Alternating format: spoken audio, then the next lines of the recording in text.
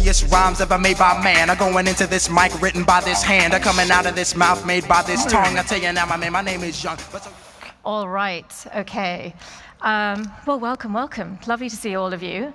And I hope you all enjoyed that last conversation. There was so much wisdom there, and I think wisdom has to be a little bit a part of that wealth journey, right? I see you all nodding, like, absolutely.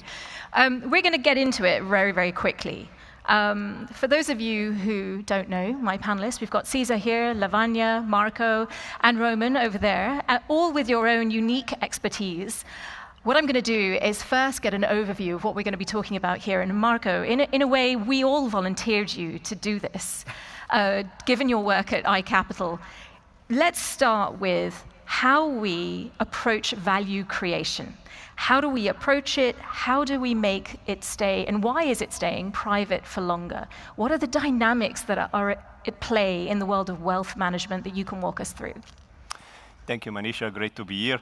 So I think what we are observing is a significant shift between public market towards private markets. And this shift has been happening over the past, I would say, couple of decades. And I would like to share you some statistics, some numbers, to basically outline what I mean with this shift, which is actually a structural one, not a cyclical one.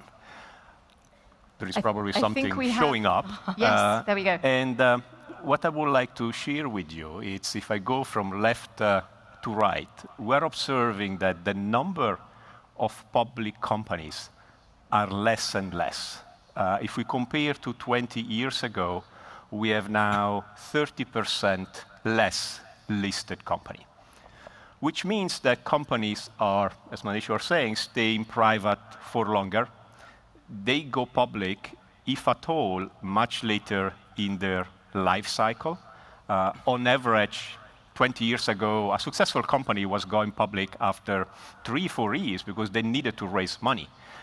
Today, it takes much longer. They go public after 10 years and at much higher valuation, which means that most of the value creation is currently happening when companies are private.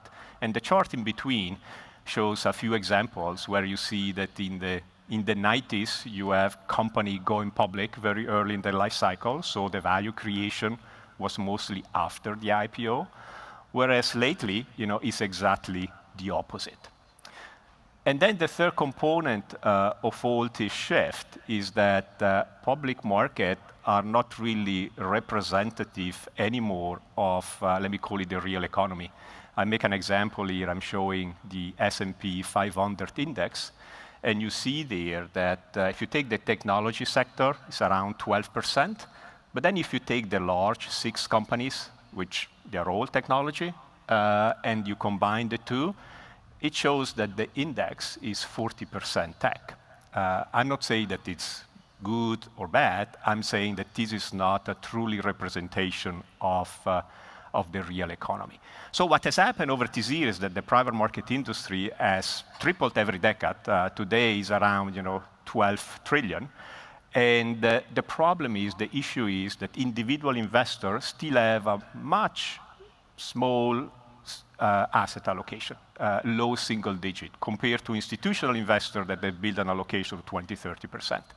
And we're going to talk about it. I think that's where the role of technology will come in to facilitate this access. Yeah, well, speaking of the role of technology, let's speak to someone who's been building technology that addresses some of these changes. And I know you have views on what Marco was just saying there, Caesar. Yeah. Manisha, thanks for having me on. I'm co-founder and CEO of Arta Finance. We are, just a bit of background, we're a wealth platform for young professionals, savvy investors, so people 30 to 45.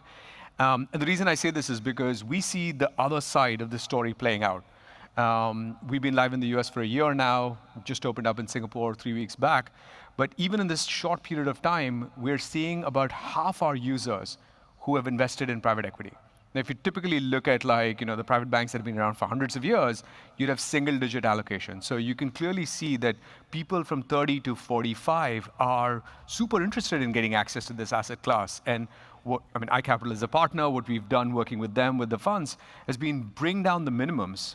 And that suddenly gives people access to a KKR or a Carlyle at a $25,000 or a $50,000 level, which suddenly gives them this special financial superpower. So we're also seeing from the other side a huge amount of interest from the people who are investors wanting to get access to this asset class. Yeah, it's remarkable. Lavanya, I want to pick up demographics with you in just a moment. Before I do, Roman, I want to take it all the way over there because you are, I'm not saying anything about age, but you are a veteran in terms of the technology behind all of this, right? You have seen this evolution over the decades, and technology is a fundamental part of the shifts that are going on, right?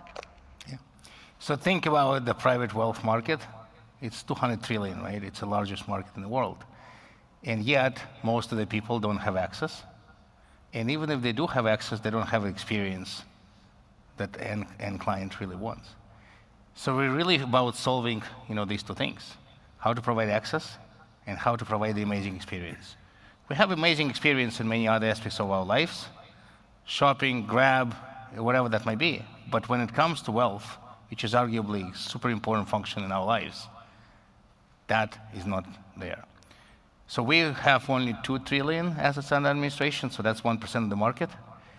But if you think everyone is working with different advisors, many people are really missing this thing. So whether we talk about private markets, whether we talk about specific aspects of the population, ultimately providing access and providing experience, that's what we are about. And I really feel whether you talk about AI that supports these things, whether you talk about globality, which supports these things, those are the most fundamental aspects. And technology is a real unlock here. And you're talking about it from the perspective of institutions. Of course, Cesar, you're talking about it not only in sort of a wider group of consumers, but also a particular age group. On that note, let's get it even narrower. Lavanya, you have some really interesting observations to share about how demographics play into the story of wealth in the future. Yeah, and I do want to talk about technology, but let's start with the demographics because I think they play a very important part, and they will play an important part in the future of wealth management over the next decade or so. We live in an evolving society. We're all very aware of that. And we recently conducted a survey with around 11,000 of our mass affluent clients globally. And I'd like to pick up on a couple of points that came out of that survey. The first one is that we live in an aging population. Now, this is not a secret. We're all aware of that. The over 65s in the world are growing at 3% every single year.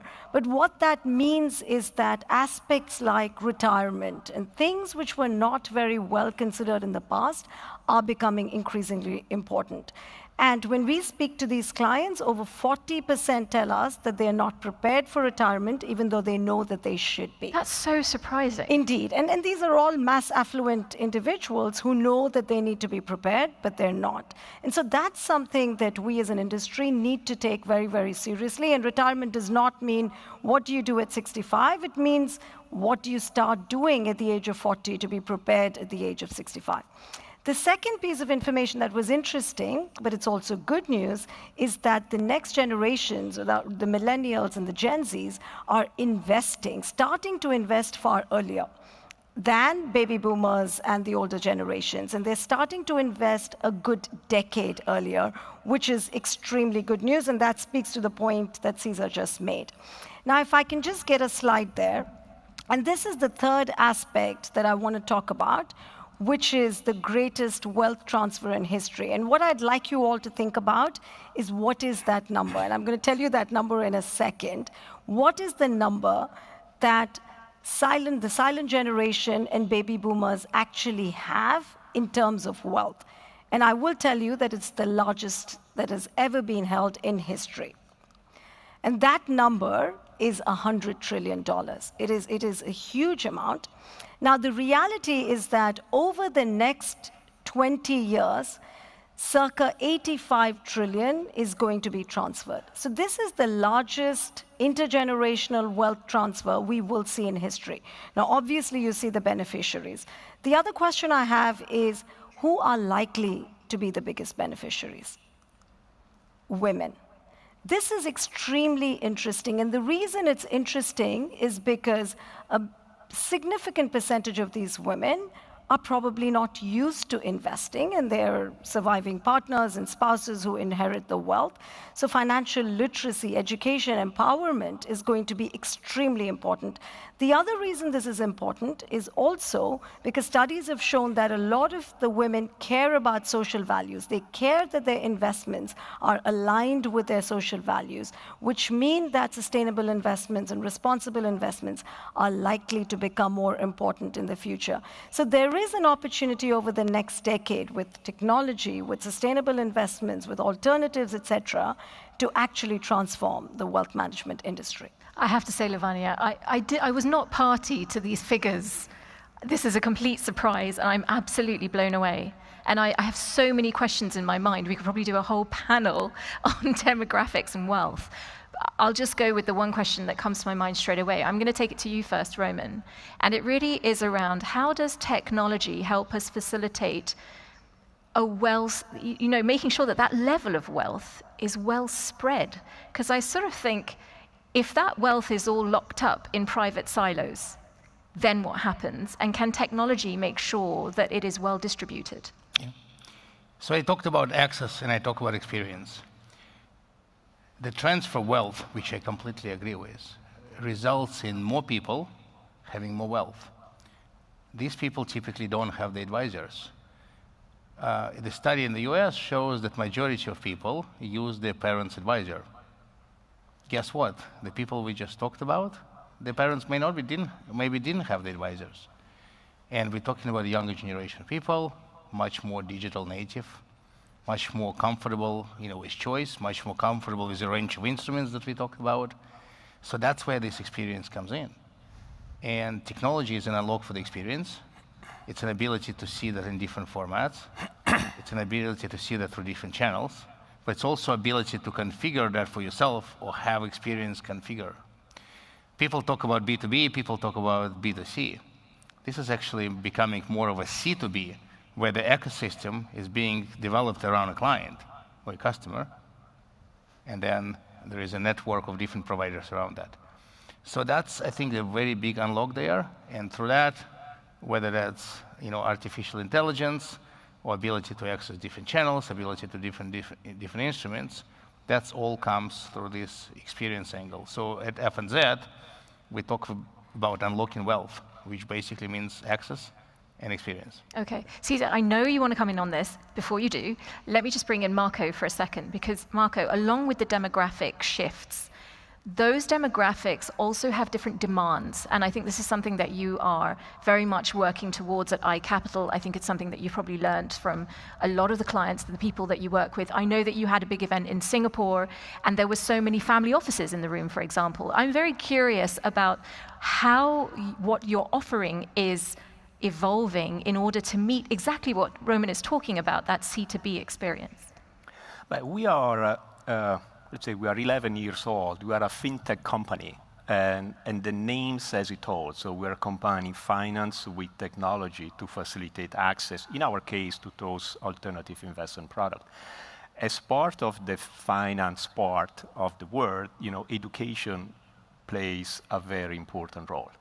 We see that there is a lot of barriers for individual investors to access those products, and it really starts with education. Knowing who the managers are. Cesar mentioned a few names. Many individual investors don't know that those names exist. And understanding, how this product fits in a diversified portfolio, how to construct a diversified portfolio. And then the technology is there to really facilitate the experience of the advisors and the clients, so that the experience is end-to-end digital, providing convenience and efficiencies to all parties of the ecosystem. So really focusing on combining, education, technology to ensure that everybody benefit from those kind of investment products. Let's bring you in, Cesar. I wanted to add two more things to technology and access. I think that's often not used enough. The first is user experience, right? Today, we have slick user experiences in our mobile for ordering food and everything, but our wealth apps suck, right? Like who in the world has ever called their wealth app beautiful? right? So one of the things that we've really focused on, because people do care about like the quality of experience and how things look and how easy it is. So that's the first, is user experience, intuitive. And the second part is, can finance be made approachable to people? Like today, again, we as a finance industry treat everybody like a PhD in finance, right? We talk to them the same way. We will throw Sharpe ratios and IRRs at them. But being able to explain that to people in a way that meets them where they are, without looking down upon them, without dumbing it down, is super important. So that's, I think, another thing that we as a wealth management industry have to evolve to, which is it just can't be this, an experience where a banker comes and sort of tries to intimidate you into investing in something with all the jargon thrown at you. And this is obviously part of the user experience, but this is where AI becomes really interesting and where we see the world heading, which is making finance more approachable, making it much more intuitive, making it much more sort of less scary, right? Yeah. At some level. And so that, I think, is another area where I think wealth management has to evolve to. Okay, in a moment, actually, I'm going to get you to explain some of the things you've been doing at Arta, because backstage I got to have a look at the app, and it was just, I mean, I've never seen anything like it. But I want us, we're not here to market it. Let's be very clear. What we're here to do, I will take that opportunity. is to try and extrapolate what fed into some of the ideas behind it and why that's so important. Lavanya, I'd love to bring you in. I know that you have views about this very subject. Yeah, so I just want to take a step back on the technology topic. And up until now, what we've been discussing is the customer-facing technology, which is absolutely critical, right? Our clients want to do more online. They want to do things easier. They want to look at pretty apps, etc. So that is extremely, extremely important. Everything from trading, opening their account online, looking at the portfolio, the performance, etc.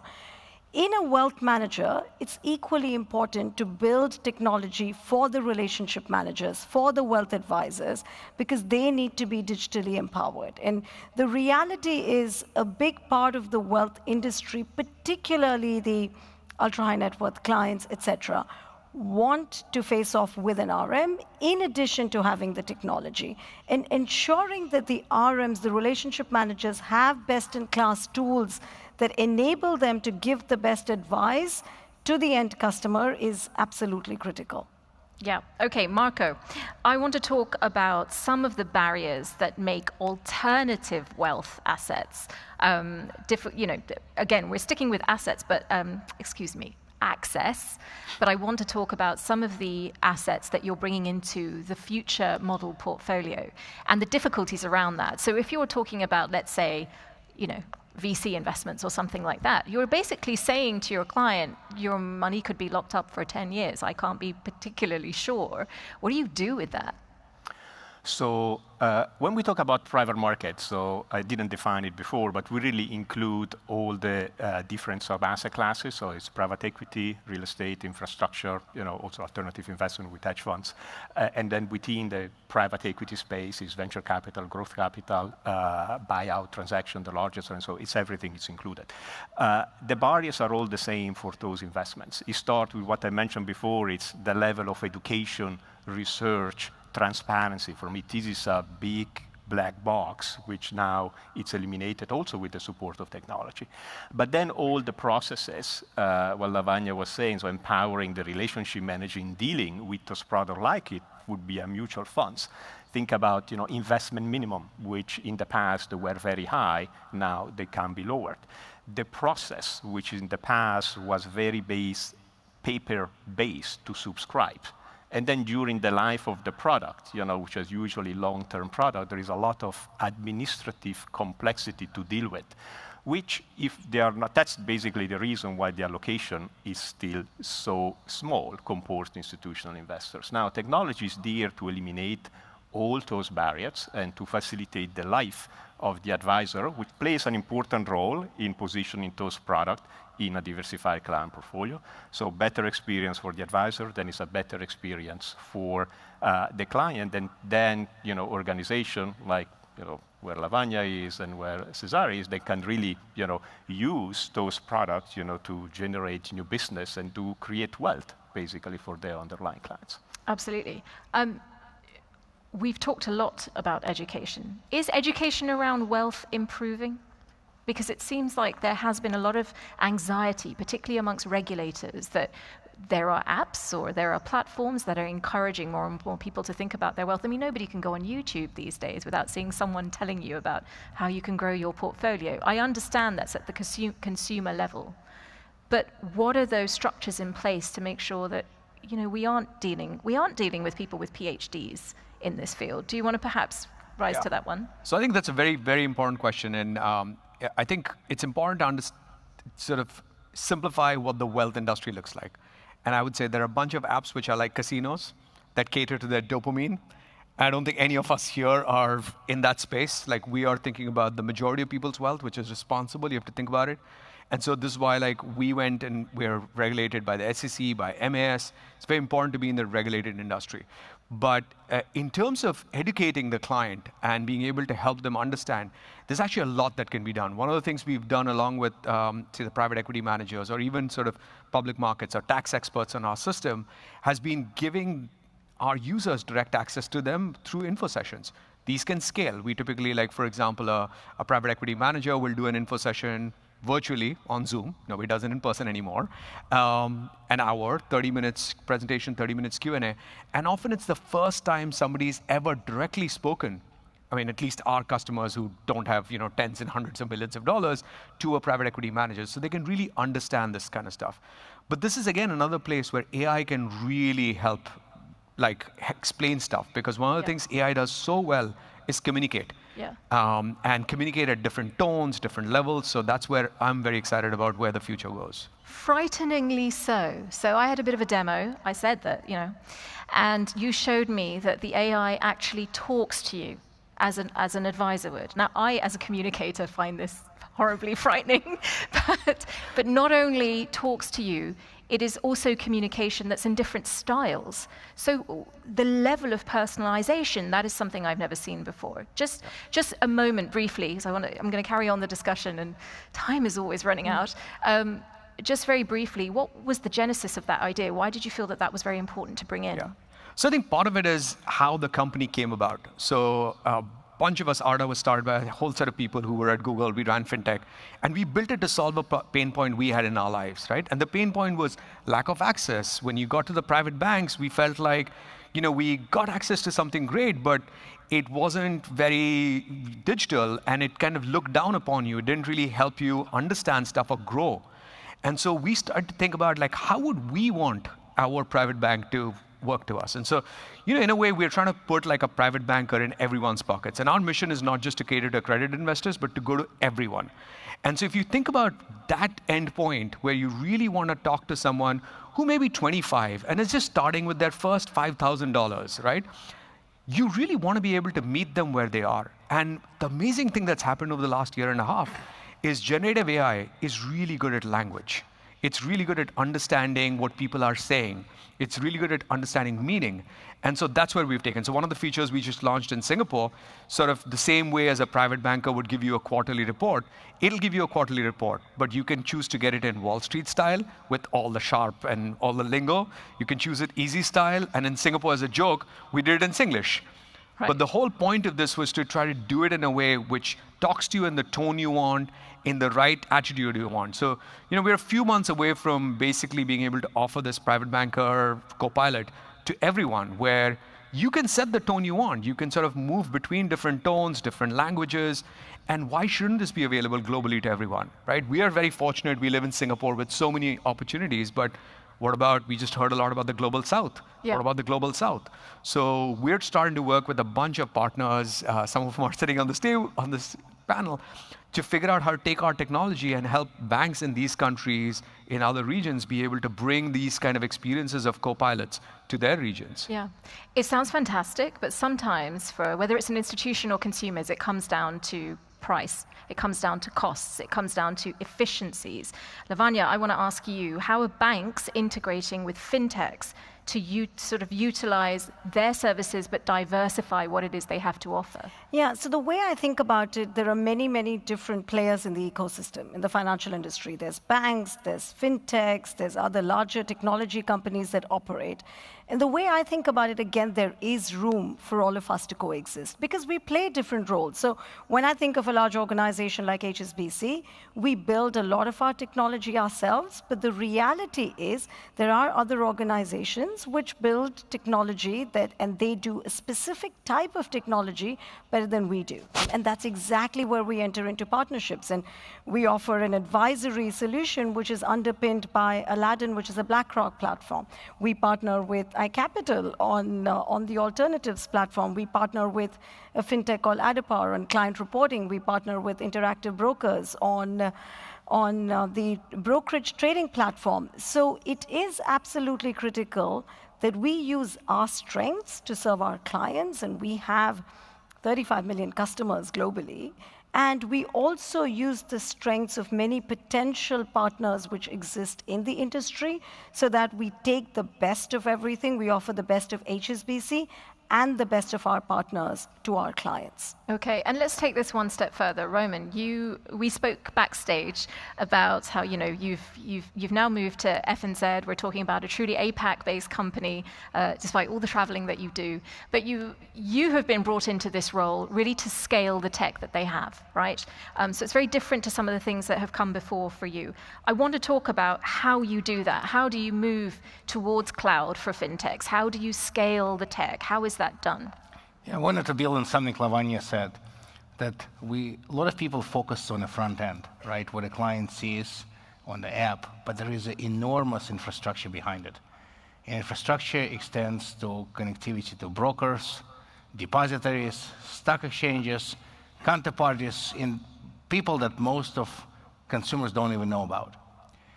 So the magic here is to have amazing front end, but to have everything behind that flow smoothly, flow seamlessly, flow straight through. And an average consumer doesn't understand this thing. And if it doesn't work, they blame the app, they blame the advisor, they blame the bank. So my mission, and I come from Bank of New York, which is US largest bank, is to bring that scale, the trust into the cutting edge technology company like FNZ. And how do you do that? And how do you leverage all the brilliant ideas and innovations that you hear in a festival like this? So we're in a very simple business. We partner with our clients. Our clients are wealth institutions that support the end consumer. And we are the engine behind them. We provide them technology, business processes, and the connectivity. Some of that is a technology service, some of that is operations, and some of that is simply a financial service connecting to the counterparties. So when an advisor works with a client, they can really rely on everything else behind them working. And that's where the scale comes in. Because as an advisor, you need to grow your business. You can call it gather assets, gather clients, but you want to make sure that behind the scenes, everything works, all the way from the reporting to the client and investments themselves, to reporting for the advisor, to the connectivity with everything else. And that's what we have, 2 trillion assets under administration. Sounds like a huge number, but it's only 1% of the global wealth market. And I know you've got your sights much higher than that. Unfortunately, we only have a short amount of time left, and I want to bring the last question to Marco, because we started with you, Marco. We're gonna bookend our conversation. So here's a question. Over the next decade, what do you think is the biggest challenge and the biggest opportunity in the wealth management industry?